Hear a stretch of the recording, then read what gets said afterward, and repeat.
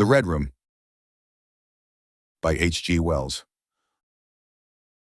I can assure you, said I, that it will take a very tangible ghost to frighten me, and I stood up before the fire with my glass in my hand. It is your own choosing, said the man with the withered arm, and glanced at me askance. 28 years, said I have lived, and never a ghost have I seen as yet. The old woman sat staring hard into the fire, her pale eyes wide open. Aye, she broke in, and 28 years you have lived, and never seen the likes of this house, I reckon. There's a many things to see, when one's still but 28. She swayed her head slowly from side to side. A many things to see and sorrow for. I half suspected the old people were trying to enhance the spiritual terrors of their house by their droning insistence. I put down my empty glass on the table and looked about the room and caught a glimpse of myself, abbreviated and broadened to an impossible sturdiness, in the queer old mirror at the end of the room. Well, I said, if I see anything tonight, I shall be so much the wiser, for I come to the business with an open mind. It's your own choosing, said the man with the withered arm once more. I heard the faint sound of a stick and a shambling step on the flags in the passage outside. The door creaked on its hinges as a second old man entered, more bent, more wrinkled, more aged even than the first. He supported himself by the help of a crutch. His eyes were covered by a shade, and his lower lip, half averted, hung pale and pink from his decaying yellow teeth. He made straight for an armchair on the opposite side of the table, sat down clumsily, and began to cough.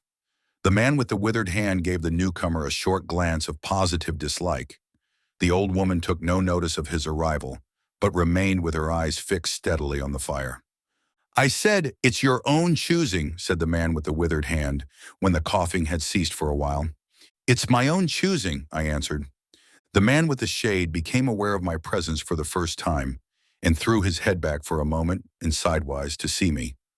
I caught a momentary glimpse of his eyes, small and bright and inflamed. Then he began to cough and splutter again. Why don't you drink? Said the man with the withered arm, pushing the beer toward him. The man with the shade poured out a glassful with a shaking hand that splashed half as much again on the deal table. A monstrous shadow of him crouched upon the wall and mocked his action as he poured and drank. I must confess I had scarcely expected these grotesque custodians. There is, to my mind, something inhuman in senility, something crouching and atavistic. The human qualities seem to drop from old people insensibly, day by day. The three of them made me feel uncomfortable with their gaunt silences, their bent carriage, their evident unfriendliness to me and to one another.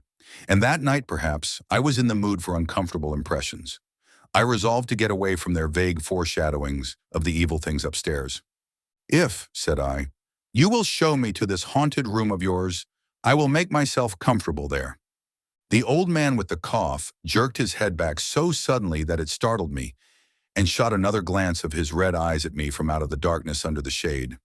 But no one answered me. I waited a minute, glancing from one to the other. The old woman stared like a dead body, glaring into the fire with lackluster eyes. If, I said a little louder, if you will show me to this haunted room of yours, I will relieve you from the task of entertaining me. There's a candle on the slab outside the door, said the man with the withered hand, looking at my feet as he addressed me. But if you go to the Red Room tonight— This night of all nights, said the old woman softly. You go alone. Very well, I answered shortly. And which way do I go? You go along the passage for a bit, said he, nodding his head on his shoulder at the door, until you come to a spiral staircase, and on the second landing is a door covered with green baize. Go through that and down the long corridor to the end, and the Red Room is on your left up the steps. Have I got that right? I said and repeated his directions. He corrected me in one particular. And you are really going?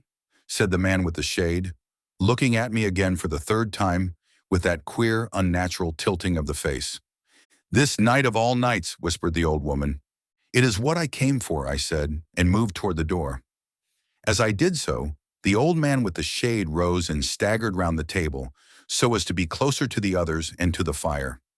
At the door I turned and looked at them, and saw they were all close together, dark against the firelight, staring at me over their shoulders with an intent expression on their ancient faces. "Good night," I said, setting the door open. "It's your own choosing," said the man with the withered arm. I left the door wide open until the candle was well alight, and then I shut them in and walked down the chilly, echoing passage. I must confess that the oddness of these three old pensioners, in whose charge her ladyship had left the castle, and the deep-toned, old-fashioned furniture of the housekeeper's room, in which they foregathered, had affected me curiously in spite of my effort to keep myself at a matter-of-fact phase. They seemed to belong to another age, an older age, an age when things spiritual were indeed to be feared, when common sense was uncommon, an age when omens and witches were credible, and ghosts beyond denying. Their very existence, thought I, is spectral. The cut of their clothing, fashions born in dead brains, the ornaments and conveniences in the room about them even are ghostly. The thoughts of vanished men, which still haunt rather than participate in the world of today. And the passage I was in, long and shadowy, with a film of moisture glistening on the wall, was as gaunt and cold as a thing that is dead and rigid. But with an effort I sent such thoughts to the right about. The long, drafty subterranean passage was chilly and dusty, and my candle flared and made the shadows cower and quiver. The echoes rang up and down the spiral staircase, and a shadow came sweeping up after me, and another fled before me into the darkness overhead. I came to the wide landing and stopped there for a moment, listening to a rustling that I fancied I heard creeping behind me, and then, satisfied of the absolute silence, pushed open the unwilling baize-covered door and stood in the silent corridor. The effect was scarcely what I expected, for the moonlight, coming in by the great window on the grand staircase, picked out everything in vivid black shadow or reticulated silvery illumination. Everything seemed in its proper position. The house might have been deserted on the yesterday instead of 12 months ago. There were candles in the sockets of the sconces, and whatever dust had gathered on the carpets or upon the polished flooring was distributed so evenly as to be invisible in my candlelight. A waiting stillness was over everything. I was about to advance and stopped abruptly. A bronze group stood upon the landing, hidden from me by a corner of the wall, but its shadow fell with marvelous distinctness upon the white paneling and gave me the impression of someone crouching to waylay me. The thing jumped upon my attention suddenly. I stood rigid for half a moment, perhaps. Then, with my hand in the pocket that held the revolver, I advanced only to discover a Ganymede and eagle, glistening in the moonlight. That incident for a time restored my nerve, and a dim porcelain Chinaman on a bull table, whose head rocked as I passed, scarcely startled me. The door of the red room and the steps up to it were in a shadowy corner. I moved my candle from side to side in order to see clearly the nature of the recess in which I stood, before opening the door. Here it was, thought I, that my predecessor was found, and the memory of that story gave me a sudden twinge of apprehension. I glanced over my shoulder at the black Ganymede in the moonlight, and opened the door of the red room rather hastily, with my face half turned to the pallid silence of the corridor. I entered, closed the door behind me at once, turned the key I found in the lock within, and stood with the candle held aloft surveying the scene of my vigil, the great red room of Lorraine Castle, in which the young Duke had died, or rather in which he had begun his dying, for he had opened the door and fallen headlong down the steps I had just ascended. That had been the end of his vigil, of his gallant attempt to conquer the ghostly tradition of the place, and never, I thought, had apoplexy better served the ends of superstition. There were other and older stories that clung to the room, back to the half-incredible beginning of it all, the tale of a timid wife and the tragic end that came to her husband's jest of frightening her. And looking round that huge, shadowy room with its black window bays, its recesses and alcoves, its dusty brown-red hangings and dark, gigantic furniture, one could well understand the legends that had sprouted in its black corners, its germinating darknesses. My candle was a little tongue of light in the vastness of the chamber. Its rays failed to pierce to the opposite end of the room and left an ocean of dull red mystery and suggestion, sentinel shadows and watching darknesses beyond its island of light. And the stillness of desolation brooded over it all. I must confess some impalpable quality of that ancient room disturbed me. I tried to fight the feeling down. I resolved to make a systematic examination of the place, and so by leaving nothing to the imagination, dispel the fanciful suggestions of the obscurity before they obtained a hold upon me. After satisfying myself of the fastening of the door, I began to walk round the room, peering round each article of furniture, tucking up the valances of the bed and opening its curtains wide. In one place there was a distinct echo to my footsteps. The noises I made seemed so little that they enhanced rather than broke the silence of the place. I pulled up the blinds and examined the fastenings of the several windows. Attracted by the fall of a particle of dust, I leaned forward and looked up the blackness of the wide chimney. Then, trying to preserve my scientific attitude of mind, I walked round and began tapping the oak paneling for any secret opening, but I desisted before reaching the alcove. I saw my face in a mirror, white. There were two big mirrors in the room, each with a pair of sconces bearing candles, and on the mantel shelf, too, were candles and china candlesticks. All these I lit one after the other. The fire was laid, an unexpected consideration from the old housekeeper, and I lit it, to keep down any disposition to shiver. And when it was burning well, I stood round with my back to it and regarded the room again. I had pulled up a chintz-covered armchair and a table to form a kind of barricade before me. On this lay my revolver, ready to hand. My precise examination had done me a little good, but I still found the remoter darkness of the place and its perfect stillness too stimulating for the imagination. The echoing of the stir and crackling of the fire was no sort of comfort to me. The shadow in the alcove at the end of the room began to display that undefinable quality of a presence, that odd suggestion of a lurking living thing that comes so easily in silence and solitude. And to reassure myself, I walked with a candle into it and satisfied myself that there was nothing tangible there. I stood that candle upon the floor of the alcove and left it in that position. By this time, I was in a state of considerable nervous tension, although to my reason there was no adequate cause for my condition. My mind, however, was perfectly clear. I postulated quite unreservedly that nothing supernatural could happen, and to pass the time I began stringing some rhymes together, Ingolds by fashion, concerning the original legend of the place. A few I spoke aloud, but the echoes were not pleasant. For the same reason I also abandoned, after a time, a conversation with myself upon the impossibility of ghosts and haunting. My mind reverted to the three old and distorted people downstairs, and I tried to keep it upon that topic. The somber reds and grays of the room troubled me. Even with its 7 candles, the place was merely dim. The light in the alcove flaring in a draught and the fire flickering kept the shadows and penumbra perpetually shifting and stirring in a noiseless, flighty dance. Casting about for a remedy, I recalled the wax candles I had seen in the corridor, and, with a slight effort, carrying a candle and leaving the door open, I walked out into the moonlight and presently returned with as many as 10. These I put in the various knick-knacks of china with which the room was sparsely adorned, and lit and placed them where the shadows had lain deepest, some on the floor, some in the window recesses, arranging and rearranging them until at last my 17 candles were so placed that not an inch of the room but had the direct light of at least one of them. It occurred to me that when the ghost came, I could warn him not to trip over them. The room was now quite brightly illuminated. There was something very cheering and reassuring in these little silent streaming flames, and to notice their steady diminution of length offered me an occupation and gave me a reassuring sense of the passage of time. Even with that, however, the brooding expectation of the vigil weighed heavily enough upon me. I stood watching the minute hand of my watch creep towards midnight.